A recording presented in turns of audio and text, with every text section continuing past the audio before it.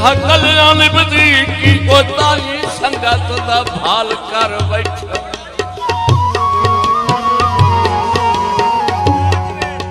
अज क्यों पछतावा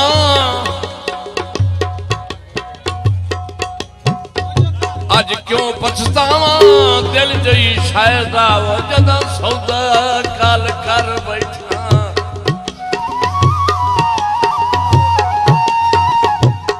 ओ भी हुण गल सुन दई की मर्जी दी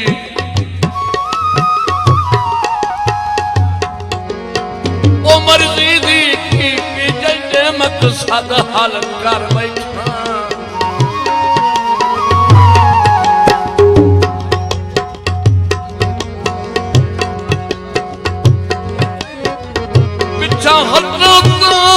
दर्द जमीन पुणींदा है ओ मैं